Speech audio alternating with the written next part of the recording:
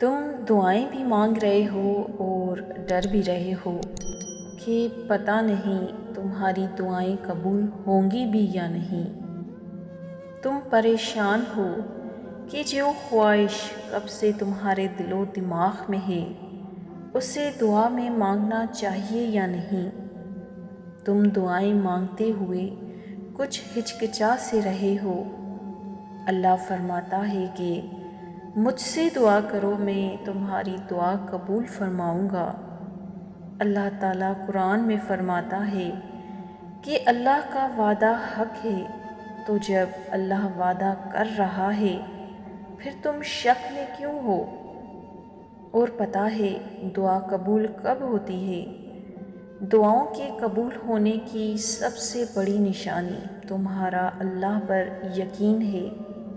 تمہاری دعاؤں کی قبولیت کا سارا انحصار تمہاری یقین پر ہے۔ یہاں یقین کامل ہو وہاں دعا مقبول ہو گئی۔ دعا کو قبول ہونے میں سیکنڈ بھی نہیں لگتے اگر یقین کامل ہو، کیونکہ جس سے تم مانگ رہے ہو وہ دنیا کی ہر چیز پر قادر ہے۔ اسی لیے تمہیں اپنے یقین پر کام کرنا ہوگا، اور پتہ ہے جب یقین کرتے ہیں تب کیا کرنا ہوتا ہے۔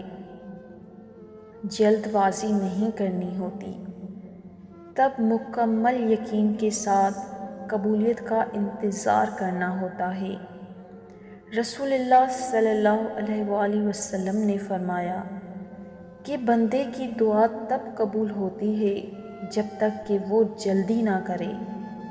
کہنے لگے کہ میں نے دعا کی تھی اور میری دعا قبول نہیں ہوئی۔ جب تم پاورفل چیز حاصل کر رہے ہو تمہیں شیطان ضرور بہکائے گا، تمہیں تمہارے یقین سے ہٹانے کی کوشش کرے گا، لیکن تمہیں اللہ پر یقین رکھنا ہوگا۔ یقین جانو اب تمہاری دعا قبول ہونے والی ہے انشاءاللہ۔ بے شک موسیٰ علیہ السلام کا اور تمہارا رب ایک ہی ہے، محض اگر فرق ہے تو تمہارے اور موسیٰ علیہ السلام کے یقین میں۔ تو تم پیدا کرو نا اپنے اندر موسیٰ جیسا یقین، اور پھر دیکھو تمہارے لیے وہ کہاں سے راہیں نکالتا ہے، جہاں سے راہوں کا نکلنا تمہارے وہم و گمان کیا تصور میں بھی نہیں ہوگا، کیونکہ اللہ پر اندھا یقین ہی تو بندے کو نوازتا ہے۔ اللہ جب بندے کو راضی کرنے پر آتا ہے تو پھر وہ راضی کرنے میں کوئی کسر ہی نہیں چھوڑتا۔ پھر بندہ اپنے دل کو یوں محسوس کرتا ہے کہ جیسے اس کے دل کو کبھی کسی غم نے چھوا تک نہ ہو، جیسے کبھی درد کی شدت میں اپنی چمکدار آنکھوں سے بہتا ہوا شفاف پانی اس نے دیکھا ہی نہ ہو، جیسے اس کے دل غم کی بوجھل راتوں سے گزرا ہی نہ ہو۔ وہ تو اللہ ہے، وہ جب راضی کرنے پر آتا ہے تو پھر راضی کرنے میں کوئی کسر ہی نہیں چھوڑتا، مگر ان سب سے پہلے بندے کو ایک ایسے مرحلے سے گزارا جاتا ہے جس میں اسے اپنی چاہ، رنج، کرب دل، حتیٰ کہ اپنے آپ کو بھی اللہ کے حوالے کرنے پر تہہ دل سے کہنا ہوتا ہے کہ جس حال میں میرا رب مجھے رکھے میں اسی حال میں راضی۔ وہ معجزے جن کے انتظار میں تم ہو وہ تو تم سے بھی زیادہ بے تابی سے تمہارے انتظار میں ہیں۔ راستے بنا دیے گئے ہیں، تمہاری تمام تر دعائیں سنی جا چکی ہیں، صبر کا سنہرا صلہ بھی لکھا جا چکا ہے۔